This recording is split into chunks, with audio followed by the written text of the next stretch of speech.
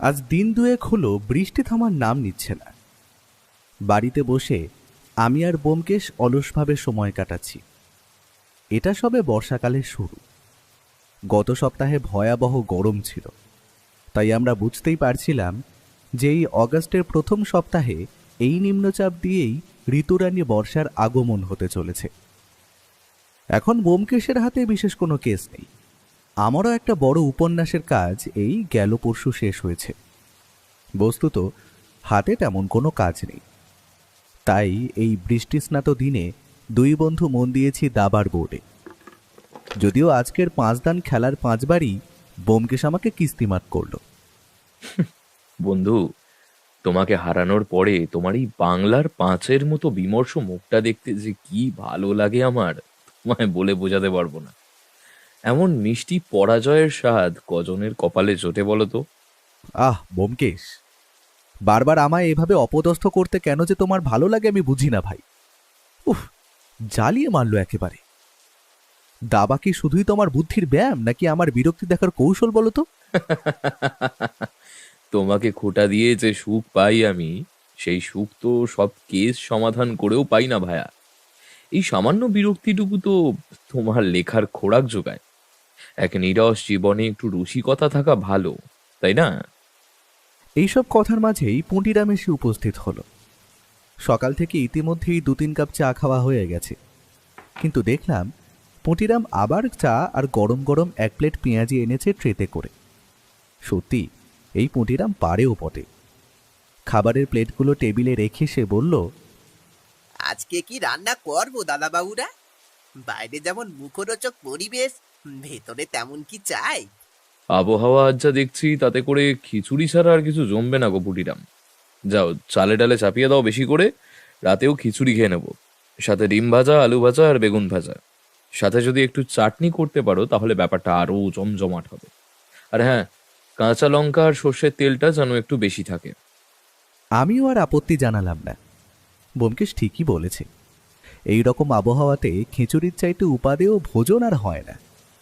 তবে বাড়িতে বসে অলসভাবে সময় কাটাচ্ছি বটে, 2 দিন ধরে কিন্তু ঠিক কাজে মন বসছে না। কবে যে আবার বৃষ্টি থামবে? ধুস। ব্যোমকেশকে বললাম, এই নাছোড়বান্দা বৃষ্টি যে কবে থামবে কে জানে। আর যে পেরে উঠছি না। বইয়ের অক্ষরগুলো যেন কেমন ভেজা ভেজা লাগছে। মন একদম বসছে না কোনো কিছুতেই। থামো ভায়া, থামো। সময় আসলে বৃষ্টি ঠিক থামবে।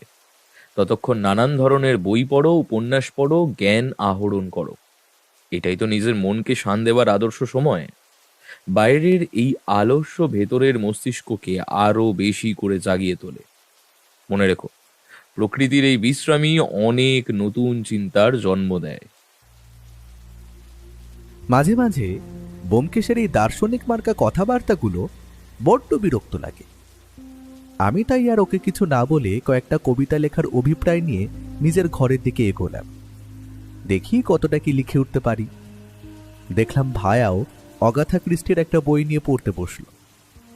বৃষ্টির শব্দে ঘর ডুবে আছে, আর ভেতরে চাপা নীরবতায় কেবল সিগারেটের ধোঁয়া আর পৃষ্ঠার উল্টানোর শব্দ। ওই দিনটা বৃষ্টি বাদলা আর আলস্য করেই কেটে গেল। পরদিন সকালে ঘুম ভাঙল বেশ দেরিতে। উঠে দেখি প্রায় সকাল 8টা। বাইরের আকাশ রোদ ঝলমলে। মনটা আনন্দে একেবারে নেচে উঠল। দেখলাম ব্যোমকেশ খবরের কাগজে চোখ বোলাচ্ছে। আমি খেয়াল করে দেখেছি ওর বিশেষ নজর সবসময় থাকে ওই বিজ্ঞাপনের পাতায়। ওর মতে বিজ্ঞাপন দেখেও নাকি অনেক কেসের গুরুত্বপূর্ণ ক্লু পাওয়া যায়। আমি ওর পাশে গিয়ে বসলাম। তুমি উঠে পড়েছো? না, তোমার চা। পুটিরাম একটু আগেই চা রেখে গেছে। সে গেল বাজারে, কালকে সব আনাজপাতি শেষ হয়ে গেছে। খানিক বাদে এসে ও জল খাবার বানাবে। কাল রাতে বেশ ভালোই ঘুম হয়েছে দেখছি। চোখ মুখ এখনো ফোলা ফোলা দেখাচ্ছে তোমার।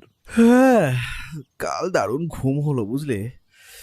বৃষ্টির জন্য আবহাওয়াটা বেশ আরামদায়ক ছিল। এই বলে চায়ের কাপটা তুলে নিয়ে তাতে একটা লম্বা চুমুক দিলাম। চা পান শেষে আমার শেষ উপন্যাসটা আর একবার পড়তে লাগলাম। আজই প্রকাশকের কাছে যাব এটা নিয়ে। বৃষ্টির জন্য দেরি হয়ে গেল কাজটা মেটাতে। ব্যোমকেশের মন তখনও খবরের কাগজের পাতায় নিবিষ্ট। সে একটা করে সিগারেট নিমেষে শেষ করে আর একটা করে জ্বালাচ্ছে আর একরাশ ধোঁয়া ছাড়ছে। বাতাসে তখন সদ্য চলা দেশলাইয়ের ঝাঁঝালো গন্ধ আর সিগারেটের ধোঁয়ার মৃদু কটুতা মিশে আছে। হঠাৎ আমাদের ঘরের দরজায় জোরে জোরে টোকা পড়ল। আমি উঠে গেলাম দরজা খোলার জন্যে। দরজা খুলেই দেখি পুটিরাম সামনে দাঁড়িয়ে হাঁপাচ্ছে। আমি ওকে বললাম, কি হলো পুটিরাম, তুমি এমনভাবে হাঁপাচ্ছ কেন? আর বলবেন না বাবুরা, সাংঘাতিক কাণ্ড হয়ে গেছে যে। বাজার যাবার পথে ভয়ানক খবর পেয়েছি। শুনলে আপনাদেরও অস্বস্তি বোধ হবে। কি হয়েছে? কি খবর পেয়েছো তুমি? ইতিমধ্যে বাইরে আমাদের কথাবার্তা শুনতে পেয়ে বোমকেশও ঘরের বাইরে উপস্থিত হয়েছে। কি হে পুটিরাম, হলো কি? এইভাবে ফিরে এলে যে? তোমার তো বাজারে থলে ভরে থাকার কথা। ওই যে চরণ মল্লিক, ওদের বাড়িতে কি সব যেন হয়েছে। আজব ব্যাপার, সবাই বলা বলি করছে। দরজা বন্ধ, কারো কোনো সাড়া শব্দ নেই। কে চরণ মল্লিক? নামটা তো ঠিক চিনতে পারছি না। তোমার পরিচিত কেউ? না, আমারও তো স্মরণে আসছে না। লোকটা কে পুটিরাম? শুধু আমি কেন, আপনারাও তাকে ভালোই চেনেন। ওই যে দাদাবাবু, সেদিন যে এসে জলের কল ঠিক করে দিয়ে গেল, ওই লোকটা, সেই কালু মিস্ত্রি যার হাত যশ খুব ভালো। ও হ্যাঁ হ্যাঁ হ্যাঁ, এবার মনে পড়েছে। আসলে সবাই তো ওকে বাজারে কালু নামে চেনে, তাই বুঝতে অসুবিধা হচ্ছিল। আমি কালুদা বলেই ডাকতাম। রাখো সেসব কথা। কিন্তু হয়েছেটা কি ওর বাড়িতে?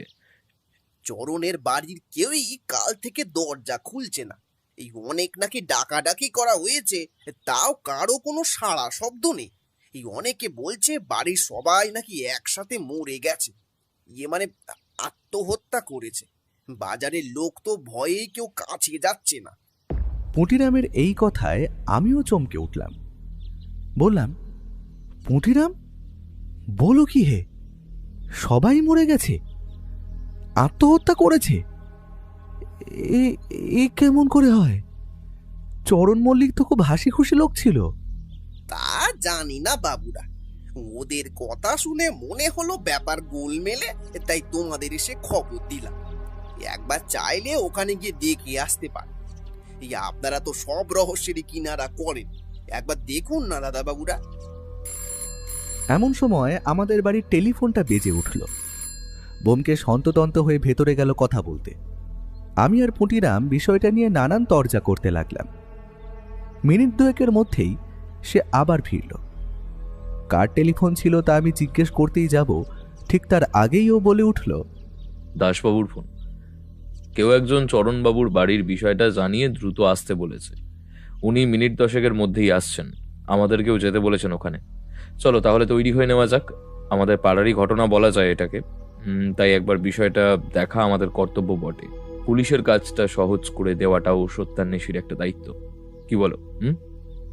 আমি আর বোমকেশ ঝটপট তৈরি হয়ে নিলাম। বোমকেশ একটা সাদা কুর্তা আর পাজামা পরে নিল। আমি একটা হালকা নীল রঙের পাঞ্জাবি আর ধুতি পরলাম। পুঁটিরামকে সঙ্গে নিয়ে আমরা বাজারের দিকে রওনা হলাম। আমাদের বাজার থেকে বাড়ির দূরত্ব ওই মিনিট 5-7 হাঁটা পথ। বাজারের পাশের একটা গলিতেই চরণ হালদার ওরফে কালুদার বাড়ি। যাওয়ার সময় ঘটনার প্রতিচ্ছবি বারবার মনের মধ্যে কল্পনার আকারে জাল বুনছিল। আমরা সেখানে পৌঁছে দেখি দাসবাবু সবে জিপ থেকে নামছেন। তিনি একাই এসেছেন বুঝলাম। আমাদের দেখে বললেন, চলুন তো ব্যোমকেশবাবু, দেখি ব্যাপারটা কি হয়েছে। আপনিও আসুন অজিতবাবু। এরা তো বলছে সবাই নাকি মারা গেছে ওই বাড়িটার। আমরা গিয়ে আবার ডাকাডাকি শুরু করলাম, তবু কোনো সাড়া পাওয়া গেল না। আশেপাশে জড়ো হয়েছে প্রায় 20 লোক। প্রত্যেকের চোখে একই কৌতূহল আর চাপা ভয়। গুঞ্জন চলছে মৃদুস্বরে। তাদের মধ্যেই একজনকে জিজ্ঞেস করে জানা গেল যে চরণবাবুর শরীর কয়েকদিন যাবৎ বেশ খারাপ। কালকে সন্ধ্যায় ডাক্তার এসেছিল ওদের বাড়ি। সম্ভবত কালুদা আর বেঁচে নেই। এই শুনে বোমকেশ লোকটাকে বলল, আপনার এমন ধারণার কারণ কি মশাই? অনুমান নয়, আসল সত্যটা জানতে চাই। আসলে কালুদার মা মরার পরেও ওরা এভাবেই 2 দিন লাশ আটকে ঘর বন্ধ করে বসেছিল। তারপর পচা গন্ধ বেরোতে আমরা চেঁচামেচি করে লাশ বের করিয়েছিলাম ঘর থেকে। তা ধরুন বছর 7-8 আগের কথা। ওদের পরিবারের স্বভাবটাই যেন একটু অন্য রকম। লোকটার এই কথা শুনে আমার গা ঘিন ঘিন করে উঠল। আমাদের পাড়ায় যে এরকম বিকৃত মাথার মানুষের বাস রয়েছে তা জানা ছিল না। দিনের পর দিন মরদেহ বাড়িতে ধরে রাখা এ শুধু অপরাধ নয়, বিকৃত এক মানসিকতার চরম উদাহরণ।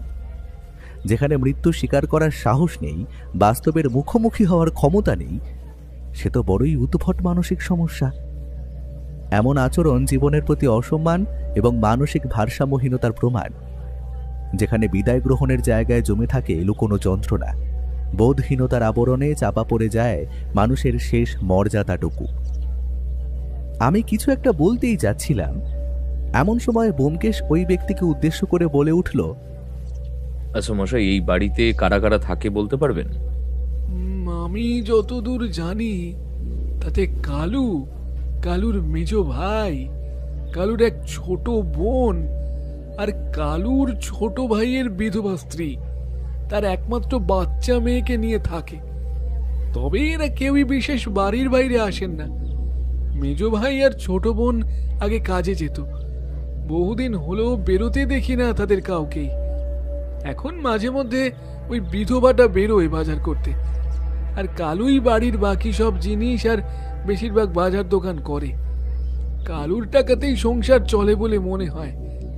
আসলে কালুই ছিল এই সংসারের শেষ খুঁটি। সব শুনে ব্যোমকেশ দাশবাবুকে অন্যদিকে ডেকে নিয়ে গেল। আমিও গেলাম ওদের সাথে। ব্যোমকেশ দাশবাবুকে বলল, ব্যাপারটা সুবিধার লাগছে না মশাই। আপনি থানা থেকে ব্যাকআপ হিসেবে কয়েকজন মহিলা কনস্টেবল আর কয়েকজন পুরুষ কনস্টেবলকে ডেকে পাঠান। ওই দেখুন বাজারের পাশেই একটা বুথ আছে, ওখান থেকে থানায় কল দিন। ভেতরে কিছু একটা লোকানো হচ্ছে, আর এই বদ্ধ ঘরে বল প্রয়োগ করা ছাড়া উপায় নেই। দাশবাবু একজন কর্মঠ পুলিশ ইন্সপেক্টর, যিনি দায়িত্ববোধ ও সততার দৃষ্টান্ত। ভোর থেকে রাত সমাজের নিরাপত্তা নিশ্চিত করাই তার একমাত্র লক্ষ্য। অপরাধ তদন্তে তিনি ধৈর্যশীল, আবার প্রয়োজন হলে কঠোরও। সহকর্মীরা তাকে সম্মান করেন তার দ্রুত সিদ্ধান্ত নেওয়ার ক্ষমতা ও মানবিক ব্যবহারের জন্য। সাধারণ মানুষের কাছে তিনি ভরসার প্রতীক, কারণ তিনি ক্ষমতার অপব্যবহার নয়, ন্যায় প্রতিষ্ঠায় বিশ্বাসী। অপরাধী যত শক্তিশালী হোক, দাশবাবুর সামনে মাথা নোয়াতে বাধ্য। সমাজকে অপরাধমুক্ত করার স্বপ্নে তিনি নিরলস পরিশ্রম করেন, আর তার কাজ প্রমাণ করে একজন সত্যিকারের পুলিশ শুধু ইউনিফর্ম পরে না, দায়িত্ব বয়ে বেড়ায় শ্রদ্ধা ও সৎ মন দিয়ে। তাই আর সময় ব্যয় না করে দাশবাবু গেলেন টেলিফোন করতে। আমি আর ব্যোমকেশ আবার বাড়িটার সামনে এসে দাঁড়ালাম। তখনও কারো কোনো সাড়া শব্দ নেই। মিনিট 2 পরে দাশবাবু ফিরলেন। আমি ব্যাকআপ ডেকে পাঠিয়েছি ব্যোমকেশবাবু, ওরা 10 মিনিটের মধ্যেই চলে আসবে। খুব ভালো দাসবাবু, এখন অপেক্ষা করা ছাড়া আর কোনো গতি নেই।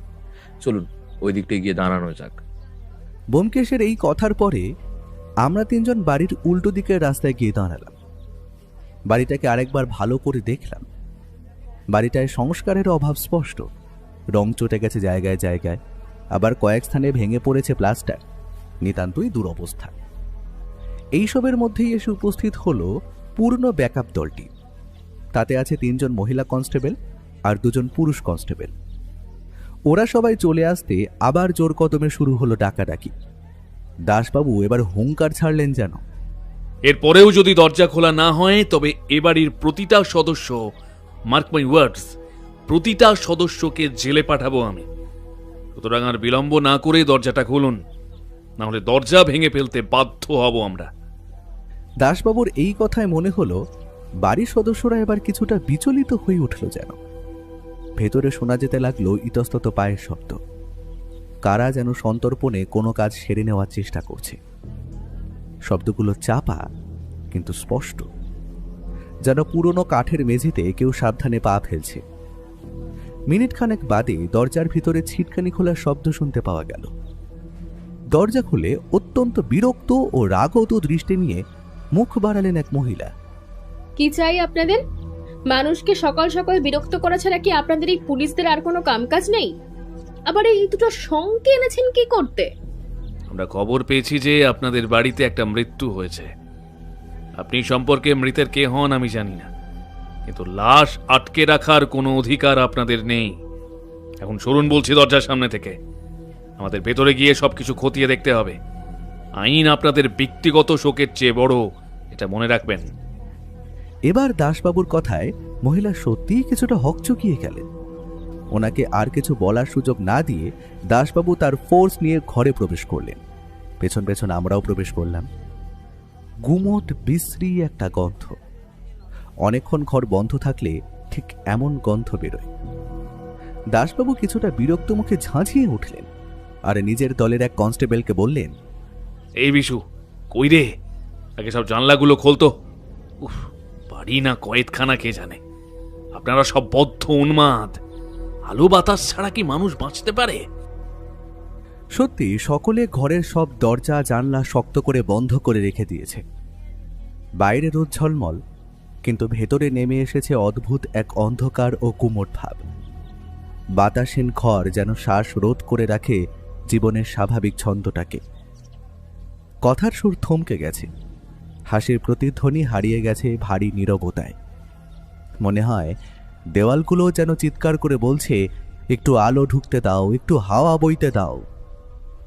দাসবাবুর হুঙ্কার শুনে তখনই ওনার সামনে উঠে দাঁড়ালেন এক বছর 40-45-এর ব্যক্তি। কিছুটা গম্ভীর অথচ দৃঢ় গলায় তিনি বললেন, শুনুন ইন্সপেক্টর, আমাদের দাদা মারা গেছেন। এটা আমাদের ব্যক্তিগত ব্যাপার। দয়া করে আপনারা এর মধ্যে মাথা গলাতে আসবেন না।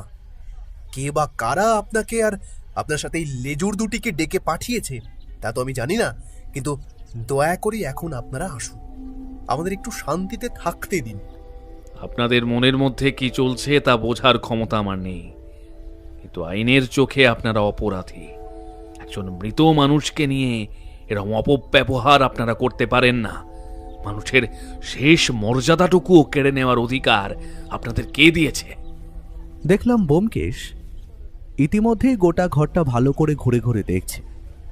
এবার সে হঠাৎ করে ওই মহিলাটিকে উদ্দেশ্য করে বলে উঠল, আপনি কি মৃত কালুবাবুর ছোট বোন? আপনার কি নাম? ততক্ষণে মহিলাটির হম্বিতম্বি বন্ধ করে দিয়েছে মহিলা কনস্টেবলদের মধ্যে দুজন মিলে। তবু মহিলাটি যেন দমে যাওয়ার পাত্রী নন। বেশ নাকাল হচ্ছে মহিলা কনস্টেবল দুজনের। আমি অদিতি মল্লিক, আপনাদের কালুবাবুর বোন। কিন্তু আপনারা কেন আমাদের ব্যক্তিগত বিষয় ভাবে নাকটা গলাচ্ছেন বলুন তো? সেটা তো আমি কিছুতেই বুঝতে পারছি না। আর আপনি কে বলুন তো মশাই? পুলিশ তো আপনি কোনো মতেই নন। সেটা আপনার পোশাকের ছিঁড়িছাদ দেখেই বোঝা যাচ্ছে। নমস্কার, আমি একজন সত্যান্বেষী। আপনারা যাকে পোশাকি ভাষায় গোয়েন্দা বলেন। দাসবাবুর তদন্তের স্বার্থে আমি আজ এখানে উপস্থিত হয়েছি। আমি আর আমার সাথে আমার হরিহর আত্মা তথা যোগ্য সহকর্মী ও নামকরা লেখক, আমরা এখানে সত্যের সন্ধান করতে এসেছি। আর কোনো কিছুরই তোয়াক্কা আমরা করি না। ব্যোমকেশের মুখে আমাদের পরিচয় পেয়ে মহিলা কিছুটা স্তম্ভিত হলেন। তারপর আমতা আমতা করে বললেন, কি? কিন্তু আপনি তো গোয়েন্দা। আমার দাদা মারা গেছেন অসুস্থতায়। তাহলে এখানে আপনার কাজটা কি মশাই? স্বাভাবিক মৃত্যুতে তো আপনাদের এত মাথা ব্যথা কেন? ব্যোমকেশ ওনার কথার কোনো উত্তর দিল না, বরং দাসবাবুকে ডেকে নিয়ে বলল, আসুন দাসবাবু, ভেতরের ঘরটা একটু দেখে আসি। আমরা তিনজন এগিয়ে গেলাম বাড়ির ভিতর দিকে। তৃতীয় ঘরটায় সামান্য একটা আলো জ্বলছিল। সেই ঘরে গিয়ে দেখলাম একটা শীর্ণকায় মরদেহ খাটিয়ার উপর নিথর হয়ে পড়ে আছে। চামড়া যেন হাড়ের সঙ্গে লেগে আছে, মুখের দিকে কুঁচকে গিয়েছে, যেন দীর্ঘ যন্ত্রণা সহ্য করেছে জীবিত অবস্থায়। শুকনো ঠোঁটের ফাঁকে সাদা একটা ছোপ আছে, চোখ দুটো আধ খোলা, তাতে নেই কোনো আলো, শুধু এক অদ্ভুত শূন্যতা। হাতের আঙুলগুলো শক্ত হয়ে মুষ্টিবদ্ধ, যেন মৃত্যুর আগ মুহূর্তেও কিছু আঁকড়ে ধরার চেষ্টা করেছিল। শরীরের ওপর মলিন কাপড়ের টুকরো, আর চারপাশে হালকা পচা গন্ধে বাতাস ভারী হয়ে আছে। মনে হয় জীবনের শেষ নিঃশ্বাসটুকুও সে চুপি চুপি ওই বাতাসের গভীরে মিশিয়ে দিয়েছে। দেওয়ালের দিকে মুখ ফেরানো একটি ক্যালেন্ডার দেখা গেল। গতকালের তারিখটাই এখনো চিহ্নিত করা। ভালো করে মৃতদেহ দেখে নিয়ে ব্যোমকেশ বলল, দাসবাবু, আপাত দৃষ্টিতে বোঝা যাচ্ছে না যে মৃত্যু ঠিক কিভাবে হয়েছে, তবে মৃত্যু যে কাল রাতের দিকেই হয়েছে তাতে সন্দেহ নেই। আপনি মরদেহটা ফরেন্সিক টেস্টে পাঠাবার ব্যবস্থা করুন। ঘর থেকে বেরোবার আগে ব্যোমকেশ আরও একবার জায়গাটা ভালো করে পর্যবেক্ষণ করে নিল। খাটের পাশে একটা খালি গ্লাস আর একটা বাটি, তাতে একটা চামচ রাখা, যদিও সেগুলো ধোয়া। তাই দেখলাম ব্যোমকেশ আর ওগুলো নিয়ে কিছু বলল না। আমরা ঘরের বাইরে এলাম। দেখলাম তখনও অদিতি দেবী আর কালোবাবুর মেজ ভাই পরিমল মল্লিক কনস্টেবলদের শাসনে বন্দী। ব্যোমকেশ ওদেরকে উদ্দেশ্য করে বলল, বাড়িতে তো আরো দুজন সদস্য থাকার কথা, তারা কোথায়? তারা কি এই মৃত্যু সম্পর্কে জানেন? অদিতি ও পরিমল পরস্পরের দিকে তাকালেন। তারপর অদিতি দেবী বললেন, ওই মেয়ে ছেলের কি আর নিচে নামার ফুরসুত আছে নাকি? সেই যে কাল রাতে একবার দাদার মৃতদেহ দেখে উপরে উঠেছে, তারপর আর নামার হুঁশ নেই। সাথে আবার এই বিজন্মার বাচ্চাটা। আপদ আপদ, সব কটা আপদ। চলুন দাসবাবু, একবার উপরে যাওয়া যাক। ওই মহিলার সাথে একবার কথা বলা দরকার। এই বলে আমরা উপরে উঠতে লাগলাম। একটি জীর্ণ পুরাতন সিঁড়ি একতলা থেকে দোতলায় উঠে গেছে, কিন্তু প্রতিটি ধাপ যেন সময়ের ভারে ক্লান্ত। কাঠের তক্তাগুলো জায়গায় জায়গায় ফেটে গেছে, কিছু জায়গায় পেরেক বেরিয়ে আছে মরচে ধরা অবস্থায়। পায়ের চাপ পড়লে কঙ্কিয়ে ওঠে সিঁড়িটা, যেন অভিযোগ করছে বহু বছরের অবহেলার। দেওয়ালের পাশে ঝুলে আছে মাকড়সার জাল, তাতে ধুলো জমে রূপ নিয়েছে ধূসর পর্দার। পুরনো কাঠের গন্ধে আর স্যাঁতস্যাঁতে বাতাসে ভরে আছে চারিদিক। সিঁড়ির রেলিংটাও টালমাটাল। দোতলায় দুটি ঘর, বোঝা গেল প্রথম ঘরটাতেই কেউ রয়েছে। ব্যোমকেশ ধীরে ধীরে দরজায় কড়া নেড়ে ঘর খোলার অনুরোধ জানালো। মিনিট দুয়েক পরে ঘর থেকে বের হলেন এক মহিলা। সে এক 25 বছরের যুবতী, মুখে বয়সের তুলনায় এক অদ্ভুত ক্লান্তি। গালের হাড়গুলো একটু উঁচু হয়ে আছে, মুখটা শুকনো, যেন দীর্ঘদিন ঘুমহীনতা আর চিন্তার ভারে ভরেছে। চোখ দুটো গভীর, তবু তাদের মধ্যে এক মলিন আলো, যেন কোনো এক হারানো স্বপ্নের শেষ প্রতিচ্ছবি এখনো সেখানে জ্বলে নিভে যাচ্ছে। ঠোঁটের কোণে একটুখানি কঠিনতা, আর কপালের ভাঁজে জমে থাকা অবসারের ছায়া। চুলগুলো এলোমেলোভাবে মুখে লেগে আছে, তবু তার মধ্যে এক নীরব সৌন্দর্য আছে, যেটা শব্দে বোঝানো যায় না, শুধু অনুভব করা যায়। আমাদের দিকে একটু অবাক হয়ে তাকালেন তিনি। দাসবাবুর পুলিশি উর্দি দেখে তিনি যে বেশ ভয় পেয়েছেন তা বোঝা গেল। আমাদেরকে উদ্দেশ্য করে তিনি বললেন, এ কি, আপনারা কারা? এখানে কেন? কার অনুমতিতে আপনারা উপরে এসেছেন? নমস্কার, আমি সত্যান্বেষী। আপনার ভাসুর চরণ মল্লিক ওরফে কালুবাবুর মৃত্যুর কিনারা খুঁজতে আমরা এখানে এসেছি। আশা করি আপনি আমাদের সহযোগিতা করবেন। আপনি আমার পরিচিত, আগে কোনোদিন দেখিনি ঠিকই, কিন্তু আপনার নাম, আপনার কাজ সবই জানি। তাই আপনাকে সামনে পেয়ে অপরিচিত লাগছে না একটুও। আর আমার নাম সুমনা মল্লিক। আমি এবারই ছোট ছেলের স্ত্রী। আমার স্বামী মারা গেছেন বছর 2 আগে। তারপর থেকে এই বাড়িতেই থাকি।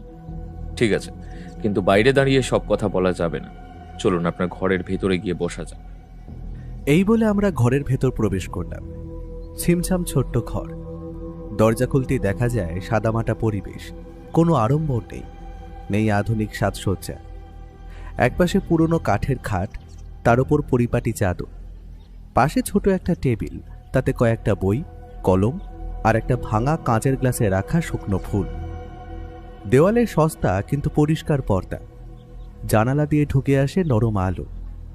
কোণে একটি লোহার আলমারি, রং কিছুটা খসে গেছে, মেঝেতে চটের দরমা। ঘরটা দেখলেই বোঝা যায় আর্থিক সামর্থ্য খুব বেশি নয়, তবুও সবকিছু যত্নে রাখা, সাদামাটা কিন্তু শান্ত। এই স্বল্পতাতেই রয়েছে ঘরের নিজস্ব সৌন্দর্য। প্রবেশ করতেই দেখতে পেলাম একটি বাচ্চা মেয়ে, বয়স তার বছর 10 হবে। বুঝলাম এটাই বাড়ির ছোট ছেলে বিমল মল্লিকের মেয়ে। সে খাটে খেলছে। আমরা গিয়ে ঘরে রাখা 3টে চেয়ার দখল করে বসলাম। তারপর প্রথম কথা বলা শুরু করলো ব্যোমকেশ নিজেই।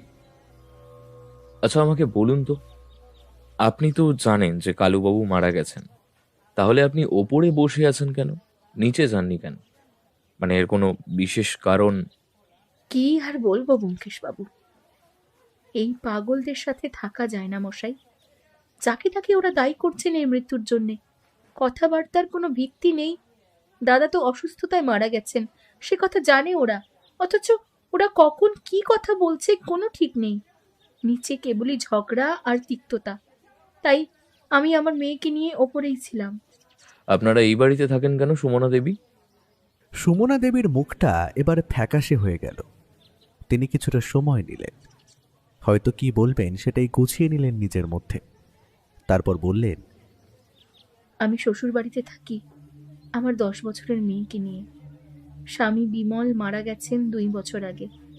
বিমলের কাজ ছিল জায়গায় জায়গায় মাছের খাবার সরবরাহ করা। আমার বাবাও নিজের পুকুরের জন্য নিতেন। সেই সুবাদেই প্রথম আলাপ আমাদের। বাবার সঙ্গে পুকুরে যেতাম, আর বিমল তখন ট্রাকে করে মাছের খাবার নিয়ে আসতো। কাজের ফাঁকে ফাঁকে কথা হতো। কখন যেন চেনা জানা থেকে সম্পর্কটা একটু গভীরে গিয়েছিল। একটা মন্দিরে গিয়ে আমরা বিয়ে করেছিলাম, কারণ আমার বাবা বিয়েতে রাজি হলেও বিমলের মা রাজি ছিলেন না। যদিও বিয়ের পরে বিমল আমায় নিয়ে উঠেছিল একটা ভাড়া বাড়িতে। আমাদের সংসার ছিল খুব সাধারণ। সকাল থেকে সন্ধে পর্যন্ত পরিশ্রম, তবু শান্তি ছিল। কিন্তু হঠাৎ একদিন সব শেষ হয়ে গেল। ট্রাক অ্যাক্সিডেন্টে বিমল মারা গেল। রয়ে গেলাম আমি আর আমাদের মেয়ে। বাবার বাড়িতে ওঠার সাধ্য ছিল না, তাই মেয়েকে নিয়ে বাধ্য হয়ে এখানেই থাকি। এই বাড়ির লোক আমাকে পছন্দ না করলেও মাথা গোঁজার আর কোনো উপায় ছিল না। বুঝলাম। তাহলে আপনার সংসার চলে কিভাবে? ওই এবারের লোকেরাই দুবেলা খাবারটা দেয়। বাবা মাসে মাসে খুব অল্প একটা টাকা পাঠান, আর টুকিটাকি যা বিমলের সঞ্চয় ছিল সেসব দিয়েই আর কি কোনো মতে কষ্টের সৃষ্টে চলে যায় আমাদের। তাও এখন আমার ভাসুর মানে কালুদার চলে যাবার পরে এরা আমাকে এ বাড়িতে আর আশ্রয় দেবে কিনা আমি জানি না। আর আপনার মেয়ের লেখাপড়ার খরচ, সেই খরচ জোগাড় হয় কিভাবে? এই বয়সে পড়াশোনা বন্ধ হয়ে গেলে তো খুব ক্ষতি হবে। ব্যোমকেশের এ কথা শুনে সুমনা দেবীর মুখ আরো ফ্যাকাশে হয়ে গেল। সে বেশ কিছুক্ষণ নীরব বসে রইল। মেঝেতে রাখা বইগুলোর দিকে তাকিয়ে যেন নিজেকে সামলে নিল। তারপর খুব মৃদু গলায় একটা লজ্জিত ভঙ্গিতে বললেন, আসলে ব্যোমকেশ বাবু, আমার মেয়েটা বোবা, ও কথা বলতে পারে না। ওর বাবা বেঁচে থাকতে এইসব বোবা বা কালা বা অন্যান্য শারীরিক প্রতিবন্ধকতা সম্পন্ন বাচ্চাদের পড়ানোর একটা স্কুলে আমার মেয়েকে পড়াতাম। কিন্তু এখন সে খরচ বহনের ক্ষমতা আমার নেই। তাই যতটা পারি আমি নিজেই ওকে লেখাপড়া শেখাই। বাড়িতে থেকে সবটা হয় না, কিন্তু আমার আর অন্য কোনো সংস্থান নেই যে। আমার সব স্বপ্ন ওকে ঘিরেই ছিল, কিন্তু এখন সব যেন ম্লান হয়ে গেছে। আচ্ছা, বেশ, বুঝতে পেরেছি। আপনারা এখন সাবধানে থাকুন। এখন আমার বিশেষ কিছু জানার নেই। কালুবাবুর মৃতদেহ ফরেন্সিকে যাবে, তারপর সৎকার। এখন বেলা 11টা, তার মানে সব মিটতে মিটতে মোটামুটি বিকেল হয়ে যাবে। আমি আমার বন্ধুটি আবার জিজ্ঞাসাবাদে আসবো সন্ধে 8টার পরে। সকলে দয়া করে প্রস্তুত থাকবেন। আপনারা কেউ বাড়ির বাইরে যাবেন না। সুমনা দেবীর ঘর থেকে বেরোবার সময় ব্যোমকেশ আবার ঘরের প্রতিটা অংশ মন দিয়ে দেখে নিল। টেবিল, বইয়ের র্যাক, ডাস্টবিন, পাঁপোশের তলা কিছুই বাদ দিল না। এমনকি জানলার পাল্লাতেও সে যেন কিছু খুঁজছিল। মিনিট কয়েক বাদে আমরাও বাড়ির সকলকে বিদায় জানিয়ে বাড়ির পথে রওনা হলাম। বাড়ি যাওয়ার সময় ব্যোমকেশের সাথে বিশেষ খুব একটা কথা হলো না।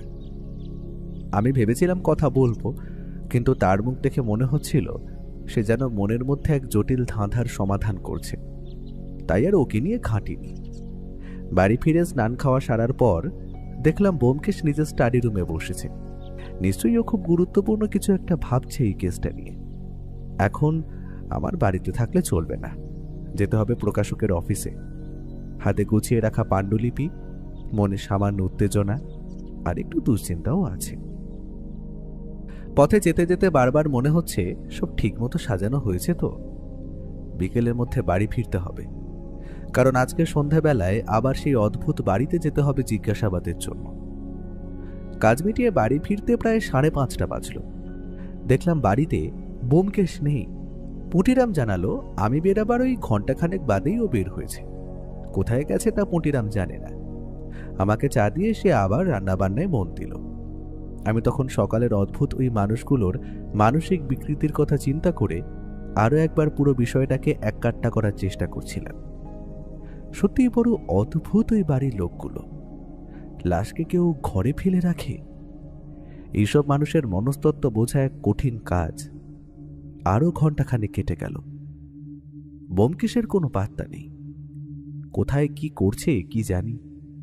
আরও প্রায় 25 মিনিট পরে টেলিফোনটা বেজে উঠল। ধরলাম টেলিফোনটা। ব্যোমকেশের ফোন। বাহ, ফোন যখন রিসিভ করেছো তখন নিশ্চয়ই বাড়ি এসে গেছো ভাইয়া। শোনো, কাজের কথাটাই আগে বলি। আমি একটু কাজে কয়েকজনের সঙ্গে দেখা করতে বেরিয়েছিলাম। অনেক গুরুত্বপূর্ণ তথ্য জোগাড় করতে হয়েছে। কিন্তু তুমি এখন কোথায়? পুরো কথাটা আগে শোনো ভাইয়া। আমি বলতে গেলে এখন দাসবাবুর থানার কাছেই রয়েছি, ঠিক আছে? মোড়ের মাথায় যে চায়ের দোকানটা দেখলে, ওখানেই আছি। একটা ট্যাক্সি ভাড়া নিয়ে এখানেই চলে এসো, আমি অপেক্ষা করছি। একসাথে চরণবাবুদের বাড়িতে যাব। হাতে সময় আছে, ধীরে সুস্থে এসো, বুঝলে? হ্যাঁ, সে তো না হয় হলো, কিন্তু তুমি গেলে কোথায় কোথায়? সাক্ষাতে সব বলবো বন্ধু, সব কথা হবে, একটু অপেক্ষা করো। ব্যোমকেশ ফোনটা কেটে দিল এটা বলি। এরপরে আর কি, তৈরি হয়ে বাইরে বেরোলাম। বড় রাস্তায় এসে একটা ট্যাক্সি নিতে হবে। ট্যাক্সি ধরে ওখানে পৌঁছতে প্রায় 15 মিনিট লাগলো। দেখলাম ব্যোমকেশ চায়ের দোকানেই বসে আছে। ট্যাক্সির ভাড়া মিটিয়ে ওর সামনে গিয়ে উপস্থিত হলাম।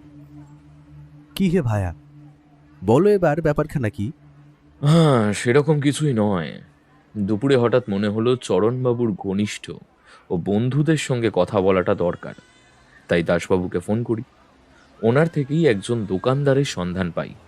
তার দোকান এই থানার থেকে মিনিট 5 দূরে, তাই এখানেই চলে আসি।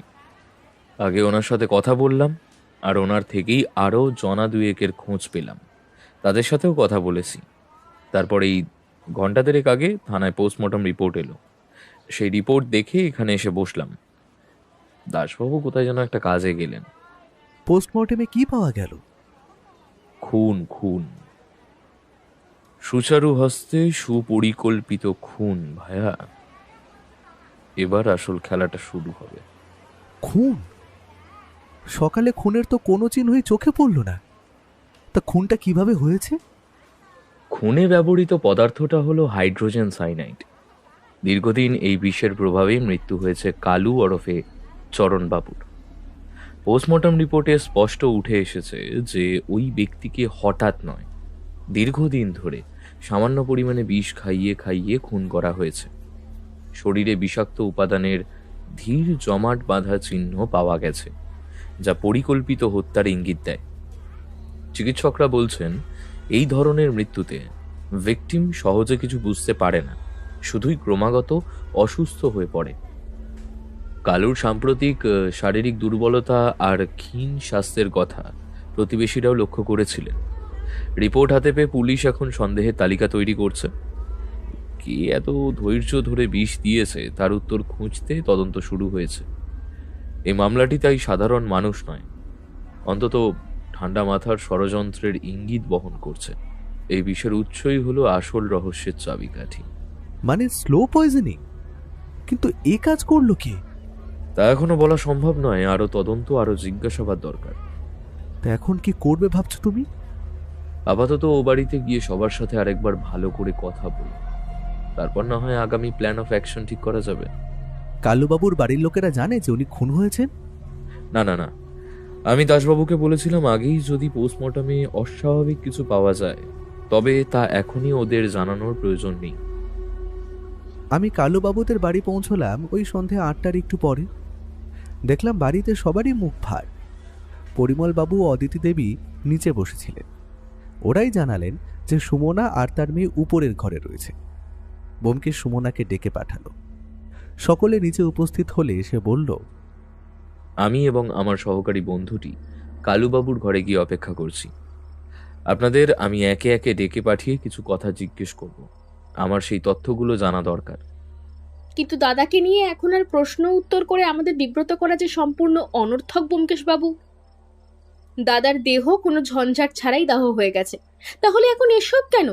আর আপনারা আমাদের শান্তি নষ্ট করতে এসেছেনই বা কেন? নিশ্চয়ই দরকার আছে, না হলে আমি কি কারণে আমার মূল্যবান সময় অপচয় করে বিনা কোনো নিয়োগে খামোখা একটা বিষয় মাথা ঘামাবো?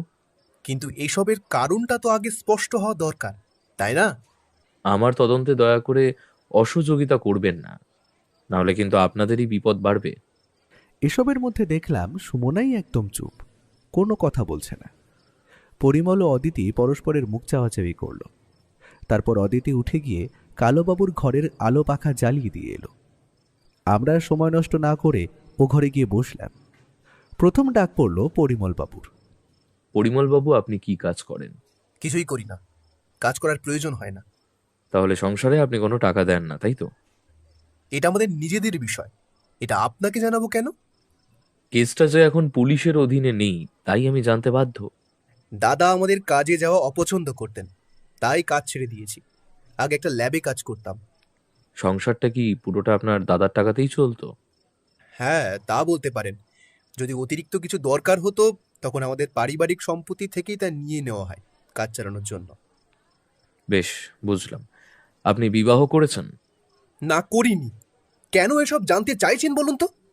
বিবাহ না করার পেছনে কোনো কারণ? সে এক লম্বা কাহিনী।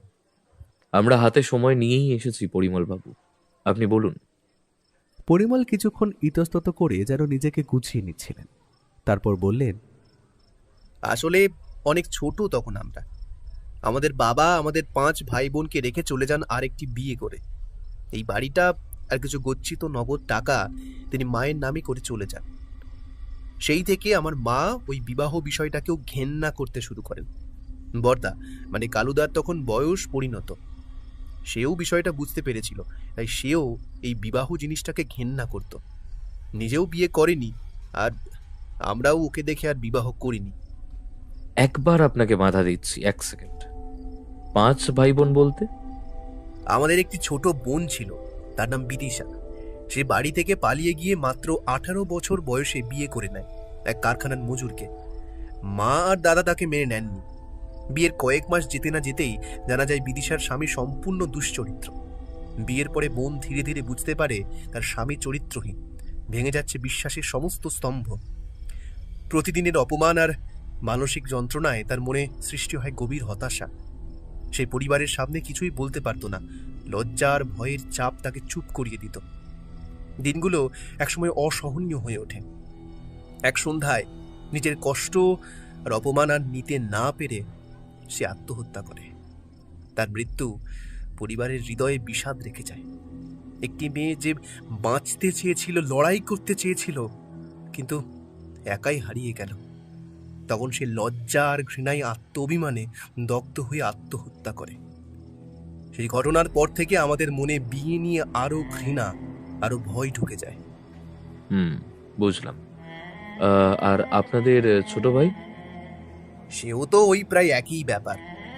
মা আর দাদার হাজার নিষেধ সত্ত্বেও বিয়ে করলো, আর ওই রাক্ষসী মেয়ের পাল্লায় পড়ে কুচি বয়সে প্রাণটা হারালো। যেন আমাদের পরিবারের অভিশাপই যেন তাকে টেনে নিয়ে গেল। তাহলে তো দেখছি বিষয়টার সাথে আপনাদের পরিবারের বেশ কিছু ট্র্যাজেডি জড়িয়ে রয়েছে। তা বলতেই পারেন ব্যোমকেশ বাবু। ঠিক আছে পরিমলবাবু, আপনাকে আর বিরক্ত করব না এখন। যাবার আগে শুধু বলে যান, আপনি কোনো ল্যাবে কর্মী ছিলেন? আপনার অতীতটা আগে থেকে জানাটা দরকার, পরে ভালোভাবে বসে আলাপ সালাপ হবে। উষা ফাউন্ডেশন পরিচালিত রসায়ন মহল ল্যাবে আমি কাজ করতাম। অনেক বছরই কাজ করেছিলাম সেখানে, কিন্তু পরে ছেড়ে দিতে হলো সেটা, দাদা বারণ করায়। ঠিক আছে, আপনি আসতে পারেন। দয়া করে অদিতি দেবীকে একটু ডেকে দেবেন। পরিমলবাবু বেরিয়ে গেলে আমি আর ব্যোমকেশ মুখ চাওয়াচাওয়ি করলাম। তারপরেই ঘরে ঢুকলেন অদিতি দেবী। আমার কিন্তু ধৈর্যের বাঁধ ভাঙছে। আপনি আগে দয়া করে বসুন, শান্ত হন। আপনার বেশি সময় আমি নেব না। আপনাকে কিছু জরুরি প্রশ্ন করার আছে, সেটা জেনে গেলেই আপনাকে আর বিরক্ত করব না। বলুন, আপনি কি জানতে চান? আপনি কি আগে কোনো চাকরি করতেন? হঠাৎ এই প্রশ্ন? দরকার আছে, তাই চাইছি। অযথা সময় নষ্ট না করে সরাসরি উত্তর দিলেই খুব বেশি খুশি হব আমি। আমি মাইক্রোবায়োলজিতে মাস্টার্স করেছিলাম। একটা কলেজে আগে পার্ট টাইম লেকচারারের কাজ করতাম। বেশ কয়েক মাস আগেই শিক্ষকতা করেছি ওই কলেজে, কিন্তু পরে দাদা আর মায়ের কথায় সেই চাকরি থেকে আমি রিজাইন করি। আপনাকে দেখে শিক্ষিতই মনে হচ্ছে। তার ওপর আপনার ঘরে বেশ কিছু জীববিদ্যা সংক্রান্ত বই আমি দেখেছি, সেই কারণেই জিজ্ঞেস করলাম। ঠিক, ওগুলো আমার ধ্যান জ্ঞান। এখনো দিনের অনেকটা সময় ওগুলোর মধ্যেই ডুবে কাটাই। এবার বলুন তো, আপনি কালু বাবুকে খুন করলেন কেন? আচমকা ব্যোমকেশের এরকম বেয়াক্কেল প্রশ্ন শুনে অদিতি দেবী প্রচণ্ড চমকে উঠলেন আর রেগেও গেলেন একই সাথে। হোয়াট? আমি আর দাদাকে খুন? কিন্তু দাদার মৃত্যু তো স্বাভাবিক। আপনি এসব আবোল তাবোল কেন বলছেন বলুন তো? উত্তেজিত হবেন না অদিতি দেবী। আপনার দাদাকে খুনই করা হয়েছে, পোস্টমর্টমে তা পাওয়া গেছে। পোস্টমর্টম রিপোর্টে দীর্ঘদিন ধরে সামান্য পরিমাণে বিষ খাইয়ে খুন করা হয়েছে, এটা প্রমাণিত হয়েছে। শরীরে বিষাক্ত উপাদানের ধীর জমাট বাঁধা নিশ্চিত পাওয়া গেছে এবং আমার নির্দেশেই এ খবর এখনো আপনাদের থেকে গোপন রাখা হয়েছে। কি মুশকিল! কে কেন খুন করবে দাদাকে, আর কিভাবে বা খুন হলো? ওসব পরে আলোচ্য। আগে বলুন তো, আপনার দাদাকে খেতে কে দিত? অদিতি খবরের প্রাথমিক ধাক্কাটা ততক্ষণে কাটিয়ে উঠেছে। সে বলল, সকালের দিকটা আমি খেতে দিই আর বিকেলের দিকে সুমনা। আচ্ছা বেশ, অনেক ধন্যবাদ। আপনি এখন আসতে পারেন। দয়া করে সুমনাকে একটু এ ঘরে পাঠিয়ে দেবেন। অদিতি দেবী ঘর থেকে চলে যেতেই আমি ভাইয়াকে জিজ্ঞেস করলাম, কে খুন করেছে কিছু ধরতে পারছো? না, এখনই বলা সম্ভব নয়। বাড়ির সকলেরই সুযোগ আছে, কিন্তু কার মোটিভটা স্ট্রং সেটা দেখতে হবে। বাইরের কেউ খুন করেনি, খুনি এই 3 জনের মধ্যেই কেউ একজন। খুনটা এমনভাবেই হয়েছে যাতে কোনো প্রমাণের অস্তিত্ব না থাকে। সেই প্রমাণগুলোকে এক সূত্রে গেঁথে একটা থিওরি খাড়া করতে হবে আমাদের। সেখান থেকে উঠে আসা নানান প্রশ্নের সমাধান করে খুনিকে খুঁজে বের করতে হবে আমাদের। এই খুনের পদ্ধতিতে একটা গভীর চাতুর্য আছে। কালুবাবুকে ধীরে ধীরে বিষ দিয়ে মারা হয়েছে, অর্থাৎ খুনির যথেষ্ট সময় ছিল। এটা হঠকারিতার ফল নয় এবং এক ঠান্ডা মাথার পরিকল্পনা। ব্যোমকেশের কথা শেষ হতে না হতেই ঘরে প্রবেশ করলেন সুমনা দেবী, চোখে মুখে আতঙ্ক। আসুন, এই চেয়ারটায় বসুন আপনি, সুমনা দেবী। অল্প কিছু ফর্মাল জিজ্ঞাসাবাদ আর কি। বলুন ব্যোমকেশ বাবু। কালুবাবু যে খুন হয়েছেন এই কথা আপনি জানেন? হ্যাঁ, এইমাত্র বৌদি বললেন। আপনি এ কথা আগে জানাননি কেন আমাদের? আপনি বুঝতে পারছেন না সুমনা দেবী, আগে থেকে এটা জানালে খুনি যে সাবধান হয়ে যেত। বুঝতেই পারছেন, গোপনীয়তা রক্ষা করা আমাদের পেশার একটা অংশ। কিন্তু খুনি কে আপনি কি জানতে পেরেছেন? মনে হচ্ছে পেরে গেছি, কিন্তু তার নামটা এখনই জানানো সম্ভব নয়। আমার আর একটু সময় লাগবে। আচ্ছা বেশ, কিন্তু খুনি কি এ বাড়ির কেউ? অবশ্যই এ বাড়িরই তিনি একজন, কারণ খুনের পন্থা দেখে সহজেই অনুমেয় যে বাইরের কেউ খুনটা করতে পারবে না। কিন্তু এখন এসব থাক, কাজের কথায় আসি। বলুন, আপনি কি জানতে চান? বাড়ির কর্তা তো এখন আর বেঁচে নেই, তাহলে আপনি থাকবেন কোথায়? এ বাড়িতে কি আপনার ঠাঁই হবে? সুমনার চোখের কোণা বেয়ে নেমে এলো রিজু অশ্রুধারা। সে কাঁপা কাঁপা গলায় বলল, জানি না ব্যোমকেশ বাবু, জানি না। এনারা দুজনেই আমায় বা আমার মেয়েকে পছন্দ করেন না। ওনারা ভাবেন ওদের ছোট ভাই বিমলের মৃত্যুতে নাকি আমরাই দায়ী। চরণবাবু আমাকে আশ্রয় দিয়েছিলেন, কিন্তু এখন আর সেই মাথা গোঁজার ঠাঁই পাবো কিনা জানা নেই। বুঝলাম, দয়া করে ভেঙে পড়বেন না, নিজেকে সামলান। জীবনে এখনো অনেক কঠিন লড়াই আসবে। যদি আমাকে এরা বাড়ি থেকে বের করে দেয় তাহলে আমি কোথায় গিয়ে উঠবো জানি না ব্যোমকেশ বাবু। কিছু ভাবতে পারছি না আমি আর। আপনি আগে শান্ত হন, সুমনা দেবী। আমাকে বলুন, কালুবাবু ওরফে চরণ বাবুকে কে খেতে দিত? দিদিভাই সকাল থেকেই দাদা দেখাশোনা করতো, দুপুরের রান্না খাওয়া দাওয়া সবই করতো। আর আমি বিকালের পরে থেকে রান্না আর সকলকে খেতে দেওয়া সংক্রান্ত সব কাজ করতাম, কারণ সকালের দিকটা সবার ঘর ঝাঁট দেওয়া, কাপড় কাচা আর অনেক কাজ থাকে। কালুবাবুর এই অসুস্থতাটা কতদিনের? উনি নেশা করতেন, অসুস্থতা বহুদিনের, কখনো বাড়ে কখনো কমে। তবে এবারে ওই মার্চ মাসের শেষ থেকেই বারবার নানান রোগে ভুগতে শুরু করেন উনি। ডাক্তার দেখাচ্ছিলেন নিয়মিত, কিন্তু খুব যে কাজ হচ্ছিল তা তো বলতে পারি না। ওনার শ্বাস নিতে কষ্ট হতো, যেন বুকে ভারী পাথর চেপে আছে। মাঝে মাঝে হঠাৎ করে তীব্র ব্যথা উঠত বুকে, তখন মুখের রং ফ্যাকাশে হয়ে যেত। পরিবার বারবার হাসপাতালে যেতে বললেও তিনি গুরুত্ব দিতেন না, ভেবেছিলেন সামান্য সমস্যা। কিন্তু সেই যন্ত্রণার মুহূর্তগুলোতে চোখে ফুটে উঠত ভয় আর অসহায়তা। ধীরে ধীরে হাঁটা চলাও কমে যায়, ছোট কাজ করতেও ক্লান্ত হয়ে পড়তেন। বেশ, ডাক্তারের নাম, টেলিফোন নাম্বারটা আমার দরকার। পরিমল বাবুর কাছে পেয়ে যাবেন সেটা। আচ্ছা সুমনা দেবী, বলুন তো, আপনার ঘরে দেখলাম বেশ কিছু ইতিহাস বই, গোয়েন্দা গল্পের বই, জীববিদ্যার বই, এগুলো কি সব আপনারই? আমি পড়তে খুব ভালোবাসি ব্যোমকেশ বাবু, তবে সব বই আমার নয়, অত কেনার সামর্থ্য আমার নেই। ইতিহাসের বইগুলো আমার নিজের, বাকি সব বই দিদিভাই আর পরিমল বাবুর থেকেই চেয়ে নেওয়া। আচ্ছা বেশ, এবার আপনি আসতে পারেন, আমরাও এবারে উঠবো। অনেক ধন্যবাদ। আপনি একবার শুধু পরিমল বাবুকে গিয়ে বলুন যে ডাক্তার বাবুর নাম, ঠিকানা আর টেলিফোন নাম্বারটা লিখে দিতে। সুমনা ঘর থেকে বের হয়ে গেল। আমি আর ব্যোমকেশ একটু বসে থেকে তারপর উঠলাম। বাইরে আসতেই উত্তেজিত পরিমলবাবু বললেন, দাদা খুন হয়েছে ব্যোমকেশ বাবু? কিন্তু কিভাবে? আপনি জানেন খুনি কে? এখনই নিশ্চিত নই আমি, তবে খুনি এ বাড়িরই একজন, বাকিটা ক্রমশ প্রকাশ্য। এই বলে ডাক্তারের নাম আর ঠিকানার কাগজটা পকেটস্থ করে নিল ব্যোমকেশ। আমি আরও বাড়ি থেকে বিদায় নিলাম। বাইরে রাস্তায় এসে ঘড়ি দেখলাম, রাত প্রায় 10টা। অনেক রাত হয়েছে। ওকে জিজ্ঞেস করলাম, তুমি কি সত্যি জানো না খুনি কে? আমি যেটুকু বুঝলাম, খুনি বাড়ির কেউ। অদিতি দেবী মাইক্রোবায়োলজিতে মাস্টার্স। বিষাক্ত উপাদান, তার দীর্ঘমেয়াদী প্রভাব, এসব সম্পর্কে তার ভালো জ্ঞান থাকাটা অস্বাভাবিক কিছু নয়। এই তথ্যটা গুরুত্বপূর্ণ যে উনি রান্নাঘরের কাজও করত। অন্যদিকে সুমনাও তো খাবার দিত।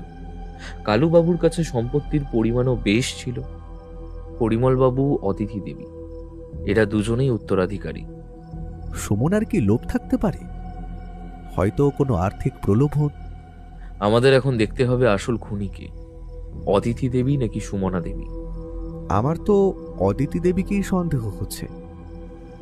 কিন্তু তুমি অদিতি দেবীকে এত সহজে ছেড়ে দিলে কেন? উনি তো রেগে গিয়েছিলেন খুনের বিষয়টা শুনে। ছেড়ে দিলাম কারণ ওনার ডাকটা আসল ছিল। উনি হতভম্ব হয়ে গিয়েছিলেন, রাগে ফুঁসছিলেন, কিন্তু ভয়ের কোনো চিহ্ন আমি দেখিনি। ভয় তখনই হয় যখন কেউ ধরা পড়ার আশঙ্কায় থাকে। কিন্তু এই কথাটা বলতে বলতে ব্যোমকেশ হঠাৎ চুপ করে গেল। তার মুখ চোখ দেখে মনে হচ্ছিল কিছু একটা আন্দাজ করেছে ও। তারপর সে বলে উঠল, আমি জানি খুনিকে, আর খুন করেছে কিভাবে তাও জানি। কিন্তু যেটা জানি না সেটা হলো খুনের মোটিভ। সেটা না পেলে খুনিকে দোষী সাব্যস্ত করা যাবে না, তাই আগে মোটিভের সন্ধানে নামব। মিনিট 10 মধ্যে আমরা বাড়ি ফিরলাম। খাওয়া দাওয়া সেরে আমি আমার লেখার কাজ নিয়ে আবার বসলাম। বড্ড ধকল গেছে আজ, কিন্তু কিছু করার নেই। এই কাজটা আজকে শেষ করতেই হবে।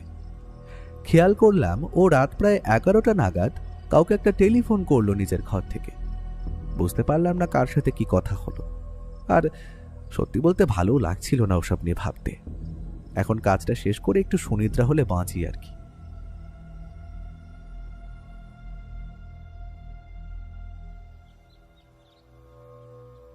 পরদিন সকালে ঘুম ভাঙল ওই 7টা নাগাদ। দেখলাম বন্ধুবর তাড়িয়ে তাড়িয়ে চা খাচ্ছে। আমার কাপটা পাশে ঢাকা দেওয়া। ওর পাশে বসে চায়ের কাপটা একটা লম্বা চুমুক দিলাম। বললাম,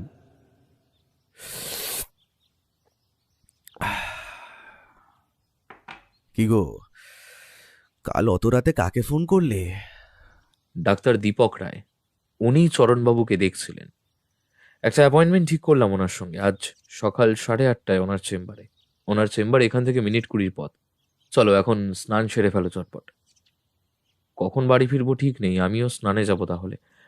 আর দুপুরের আহার বাইরেই কোথাও সেরে নেবো। হ্যাঁ, চলো উঠি এবার। ওর কথা শেষ হলে পর আমি স্নানের জন্য প্রস্থান করলাম। দুজনে স্নান সারা হয়ে গেলে ঘরে যা ছিল সেই দিয়ে জলযোগ সেরে 8:10 নাগাদ বাড়ি থেকে বেরিয়ে পড়লাম।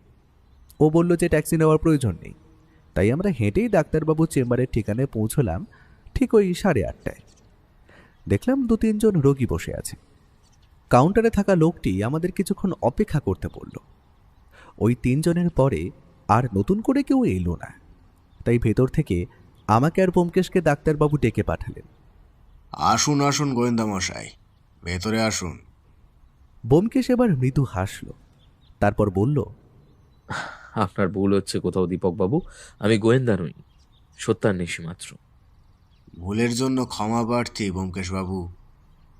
আর এতক্ষণ আপনাদের অপেক্ষা করানোর জন্য আমি ভারী লজ্জিত। এবার বলুন, কি জানতে চান আপনি? সে যাই হোক, কাজের কথায় আসি। ডাক্তারবাবু, আপনি তো চরণ মল্লিকের চিকিৎসা করেছিলেন, তাই না? হ্যাঁ ব্যোমকেশবাবু, আমি ওনার চিকিৎসা করছিলাম, কিন্তু উনি তো মারা গেছেন গত পরশু। একদম ঠিক বলেছেন। ওনার মৃত্যুর তদন্তেই আমার এখানে আসা। হোয়াট? মৃত্যুর তদন্ত? কেন? ওনার মৃত্যু কি অস্বাভাবিক নাকি? আগে হ্যাঁ, ওনাকে দীর্ঘদিন হাইড্রোজেন সাইনাইড জাতীয় বিষ প্রয়োগ করে মারা হয়েছে। ও মাই গড, খুন? ইয়েস। কিন্তু খুনি কে, আর কিভাবেই হলো খুনটা? আমি হয়তো জানি খুনি কে ডাক্তারবাবু, কিন্তু মোটিভটা এখনো পাইনি। আমার ভূমিকাটা তাহলে এখন ঠিক কি ব্যোমকেশবাবু? ডাক্তারবাবু, আপনি আমায় আগে সবটা বলুন, কালুবাবু মানে আমাদের চরণবাবুর ঠিক কি রোগ ছিল? দেখুন ব্যোমকেশবাবু, ওনার বয়সজনিত সমস্যা তো ছিলই, আর তার সাথে কিডনি আর লিভারের সমস্যা। নেশা করতেন নেহাত কম না, ফলে বহু অংশেই সমস্যা ছিল। সেই গরমের শুরুতে যখন অসুস্থতা বাড়লো তখন বুঝলাম নার্ভ ফেল করেছে ওনার। মাঝে মাঝে হাত পা কাঁপছে, এরপর তো বুক ধরপড় করা, শ্বাসকষ্ট এসব প্রায়ই চলতো। আমি তো ওনাকে বলেছিলাম বড় কোনো নার্সিংহোমে গিয়ে নিজের চিকিৎসা করাতে, এমনকি ওনার উকিলকে দিয়েও বলে পাঠিয়েছিলাম সেই কথা, কিন্তু মনে হয় না তিনি এইসব পদক্ষেপ নিয়েছিলেন।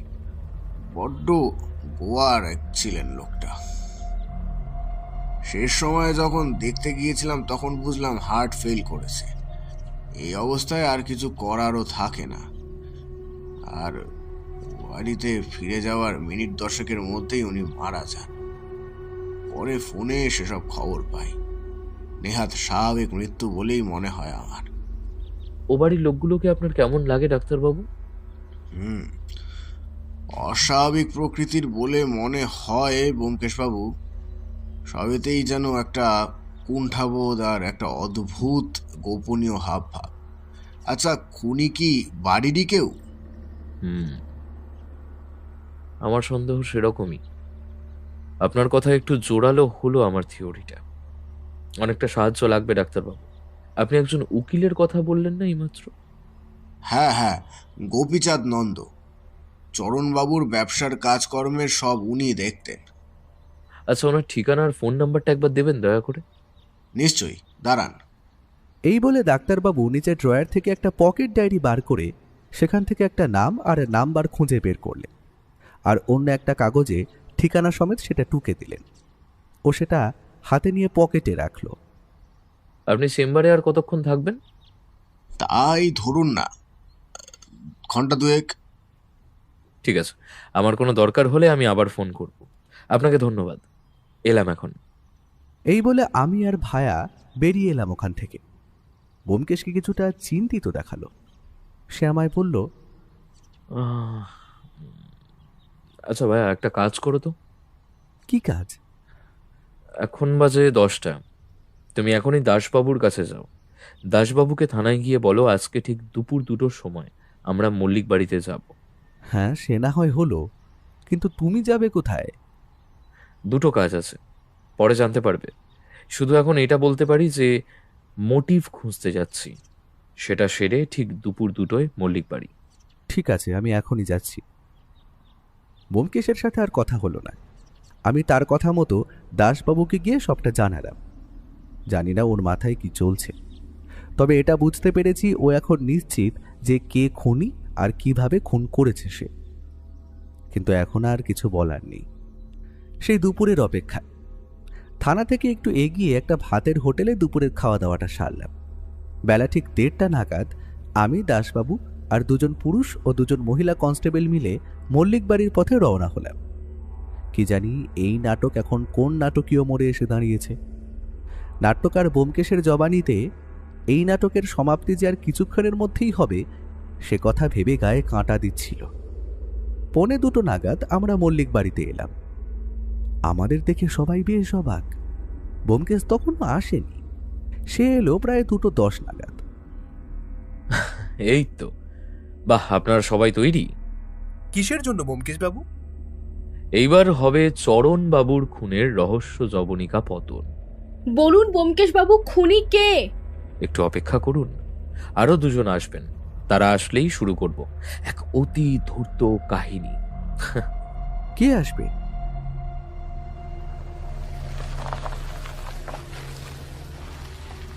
আমি একথা বলা মাত্রই বাড়ির গেটের সামনে এসে থামলো একটা কালো অ্যাম্বাসেডর গাড়ি। গাড়ি থেকে প্রথমে নামলেন যিনি, তাকে আমি চিনি, ডাক্তার রায়। আর ড্রাইভারের সিট থেকে যিনি নেমে এলেন তিনি আমার অচেনা। আসুন ডাক্তারবাবু, আসুন উকিলবাবু। এবার বুঝলাম উনি উকিল গোপীনাথ নন্দ। এবার শুরু করি একটা খুনের নাটকের কথা। সকলে মন্ত্রমুগ্ধের মতো ব্যোমকেশের দিকে তাকিয়ে সে বলতে শুরু করলো। চরণ মল্লিক ওরফে কালুবাবু মারা যান পরশু সন্ধেবেলা। ওনার মৃত্যু আপাতভাবে স্বাভাবিক হলেও পরে প্রমাণ হয় সেটা বিষ দিয়ে খুন। এবাড়ির মানুষদের অস্বাভাবিক আচরণ ও খুনের ধরন আমাকে এই কেসে জড়িয়ে ফেলে। আমি তদন্তে নামলাম। এই 2 দিনে যে তথ্য আমি পেয়েছি তার উপর ভিত্তি করে আমি একটা থিওরি খাড়া করি। যদিও আমি আগে থেকেই বুঝেছিলাম খুনি কে, কিন্তু তাও নিশ্চিত হওয়াটা দরকার, তাই না? আমার তথ্য সংগ্রহ অনুসারে আমি জানতে পারি হাইড্রোজেন সাইনাইড বিষ দীর্ঘদিন খাইয়ে কালুবাবুকে হত্যা করা হয়েছে। কি পরিমল বাবু, আপনি তো প্লান্ট টক্সিনসের ওপর রিসার্চ করতেন ল্যাবে, তাই না? প্ল্যান্ট টক্সিন মানে উদ্ভিদজাত বিষ? তাহলে কি পরিমল বাবুই নিজের দাদার হত্যাকারী? আপনি কি বলতে চাইছেন ব্যোমকেশ বাবু? আমি আমার দাদাকে হত্যা করেছি, কিন্তু কেন করতে যাব ওনাকে হত্যা? না, আপনি হত্যা করেননি সেটা আমি জানি, কিন্তু আপনি মিথ্যে কথা বলেছেন আমায়। আপনি বলেছিলেন আপনি ল্যাবে কাজ ছেড়ে দিয়েছেন। পরিমল এবার চুপ। ব্যোমকেশী আবার বলল, আপনি এখনো রাত্রে মাঝে মাঝে, খুব সম্ভবত শনিবার আর রবিবার, আপনার দাদা ঘুমিয়ে পড়ার পরে লুকিয়ে লুকিয়ে যান, তাই না? কিন্তু এর সাথে কালুবাবুর খুনের সম্পর্ক কি? সরাসরি সম্পর্ক নেই, কিন্তু আরো একটা কথা। পরিমল বাবু, আপনি আমায় বললেন যে আপনার বিয়ে করার বাসনা নেই। এই মিথ্যেটা না বললেও চলতো, তাই না? আপনার ল্যাবের প্রতিমা চৌধুরী যে আপনার কলেজ জীবনের প্রেমিকা, আর আপনারা 2জন দুজনকে ভালোবাসেন, এটা জানা গেছে। পরিমলের মুখ দিয়ে আর কোনো কথা শুনল না। সে লজ্জায় লাল। আমি বললাম, এবার খুনি তাহলে কে? ও এবার বাঁকা হাসি হাসল, বলল, খুনি খুনি কে? লক্ষ টাকার প্রশ্ন। থাক, উত্তরটা এবার দিয়েই দিই। খুনি আর কেউ নয়, আমাদের প্রিয় সুমনা দেবী। সবাই চমকে উঠল নামটা শুনে। সুমনাও ভেঙে পড়েছে ততক্ষণে। সে কাঁদছে। অদিতি দেবী মাথায় হাত দিয়ে বসে পড়লেন। দীর্ঘদিন ধরে হাইড্রোজেন সাইনাইড প্রয়োগ করে তিনি নিজের ভাসুর চরণবাবুকে হত্যা করেছেন। আমি না হয় বলি, আমার কোনো ভুল হলে আমায় শুধরে দেবেন, কেমন সুমনা দেবী? এখন সবাই চুপ। মহিলা কনস্টেবল দুটি সুমনার হাতে হ্যান্ডকাফ দিয়ে বন্দি করেছে। ব্যোমকেশ বলতে শুরু করল। প্রথম প্রশ্ন হলো, সুমনা দেবী বিষ পেলেন কোথায়? উত্তরটা প্রথমে মাথায় আসেনি। তারপর বিষের পরিচয় পেলে আমি ভাবতে থাকি উত্তরটা। হঠাৎ আমার মাথায় আঘাত করলো একটা দৃশ্য। প্রথমবার এ বাড়িতে এসে দেখেছিলাম সুমনা দেবীর ঘরটা।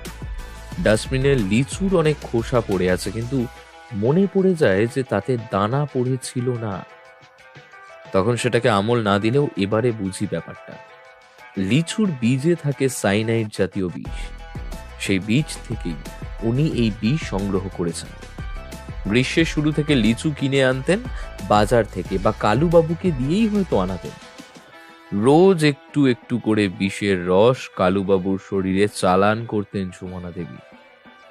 শেষ দিন বীজের রসের ডোজটা বেশি হয়ে যায় ভুলবশত বা ইচ্ছে করেই। সেখান থেকেই হার্ট ফেল করে মারা যান কালুবাবু। কারণ এই বিষ নার্ভাস সিস্টেমকে অকেজো করে দেয় আর হৃদস্পন্দনের ব্যাঘাত করে। যদিও একবার ভুলবশত শরীরে এর কোনো প্রভাব নেই, কিন্তু নিয়মিত প্রবেশের ফলে কি হয় সেটা তো জানতেই পারলেন। এবার দ্বিতীয় প্রশ্ন, কেন খুন করলেন সুমনা দেবী? এর উত্তর পেলাম একটু আগে। উকিল গোপীবাবুর কাছ থেকে একটা উইলটা করেছিলেন আপনার মা। যে সম্পত্তি তার স্বামী তার নামে লিখে দিয়ে চলে যায়, সেই সব তিনি দিয়ে যান বড় ছেলেকে। উইলের শর্ত ছিল যে চরণবাবুর মৃত্যুর পরে ওই সম্পত্তি তার বাকি ছেলে মেয়ে অর্থাৎ চরণবাবুর ভাই বোনদের মধ্যে ভাগ হয়ে যাবে। অর্থাৎ বিমলের অনুপস্থিতিতে সেই অর্থ ও সম্পত্তি পাবেন সুমনা। এদিকে সুমনা দেবীর মেয়ের বয়স বাড়ছে, তার ইচ্ছে মেয়েকে লেখাপড়া শেখাবেন, কিন্তু অর্থ তো নেই। তাহলে সেটা হবে কি করে? আবার এ বাড়ির চাপে উনি কাজেও বের হতে পারেন না। তাই শেষমেশ হত্যার মোক্ষম প্ল্যানটা ছকে নিলেন সুমনা দেবী, তাই তো?